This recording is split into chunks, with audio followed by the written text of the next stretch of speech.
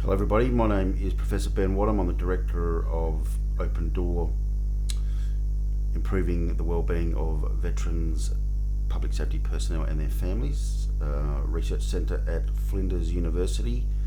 We're part of the College of Education, Psychology and Social Work and the Flinders Institute for Mental Health and Wellbeing. Today I'm just going to talk a little bit about the research we do at Open Door. From a perspective of my relationship with the Defence Force Welfare Association South Australia, which is a not-for-profit ex-service organisation in Australia, and this is particularly I'm working with the South Australian branch. Also a couple of other sponsors there are the Flinders Foundation and Freemasons Centre for Male Health and Wellbeing. So the key points or key aims of Open Door are to demonstrate how veteran and service member life challenges arise across the life course, to develop or contribute to the development of veteran responsive policy and service provision, and to establish a methodology that incorporates a holistic approach, physical, mental and social health approach to veteran wellbeing. Most of the research that we see, the excellent global research we see, a lot of it comes out of the medical approach or the psychological approach, some psychosocial, but this doesn't take into account culture, history and social structure. So that's like education, employment, housing, transport, justice and community, recognition and respect for veterans. So it's all those sorts of things, and it's a social health approach, and I'll talk more about that in a sec. But first of all, we take a life course approach. That's the first step to being holistic, so that the research we do, we can see that it relates to the military service. So the service nexus, service crime, service self-harm, service suicidality, service success. What's the nexus between military service and that other part of your life? You can see it begins pre-service, when we're born, where we're born, how we bring those values to military service, if there's military service in our background, what family members act as role models in terms of military service, how do we get those military norms and values into us, and why do we want to join. Then the service element, and then there's all the experiences in service, such as deployment,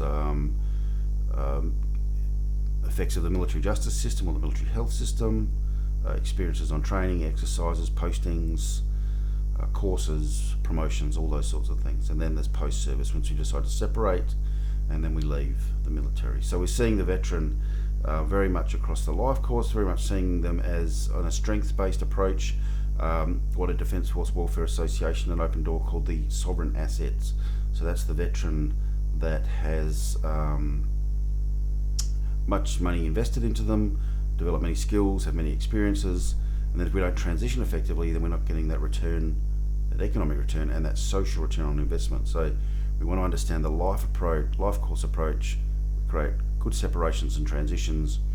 We build upon the skills and experiences and give people well-being, people and their families well-being as they go back into life. And you can see this image here is an example of Zach, who served in his Royal Australian Navy, had some poor experiences childhood, but military service was good for him. Then physical injuries, which had an effect on his performance, poor transition, entered the criminal justice system, attempted to take his life, and I'm happy to say that he's bounced back now and he's living a very happy and prosperous life in South Australia. So what we're trying to do is bring together social health, mental health and physical health in line with culture and history.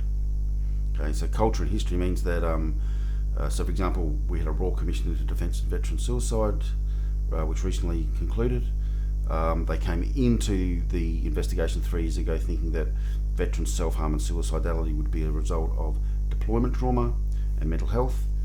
They came out of it saying or finding that more people that didn't have deployment experiences had higher rates of self-harm and attempted or suicidality.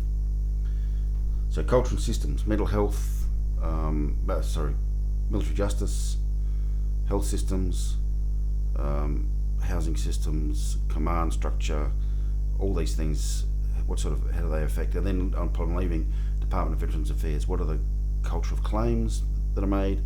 How are conditions assessed? How do they look after people at that level? So this social cultural approach is also known as the social determinants of health, and that's where we're looking at the actual domains in society that people have to navigate. So we know that if people have very, very complex and serious mental health issues, then they're going to need help navigating those domains if they can at that time. But we know that most veterans don't have that level of complex and intense trauma and stress.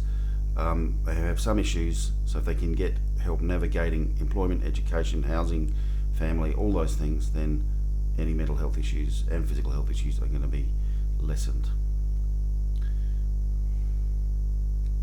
So you can see how this actually plays out in government policy. That's the Department of Veterans Affairs actually adopts a social health policy, and what Open Door does is it's the leading organisation in Australia to really exploit that because we see so much value in its preventative ability, that is preparing people with the skills, knowledge and practices to be able to navigate social life more effectively, coming out of that military experience where it's highly routinized, scheduled,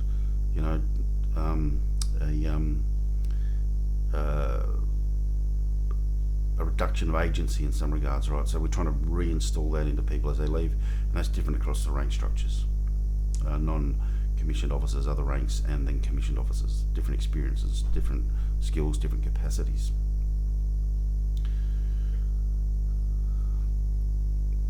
And so this is how we try and understand it in terms of the actual service. So we look at the life domains and service mapping. We see that across pre-service there's much more engagement with civilian domains, such as health, housing, employment. That changes when you're in service because it's such a total institution.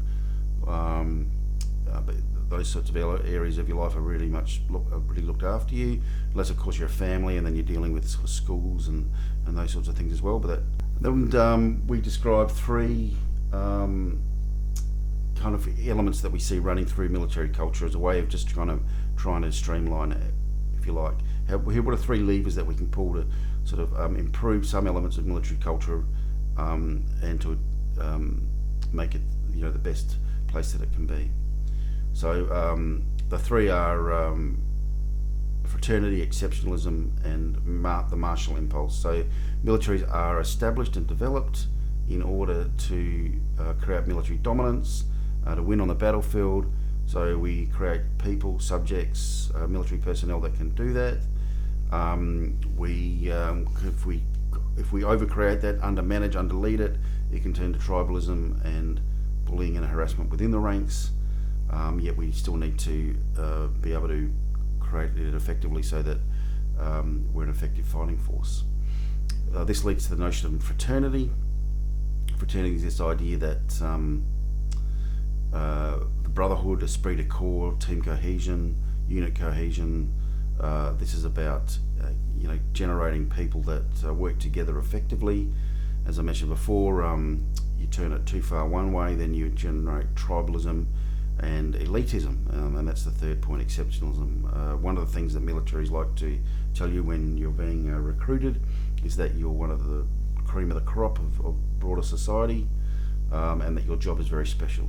Okay, so this means that it can create a strong sense of service and national honour, but it also, if it's not adequately addressed and let to go on its own logic, then it becomes exclusive, prejudicial, discriminatory, and potentially violent and fatal to others.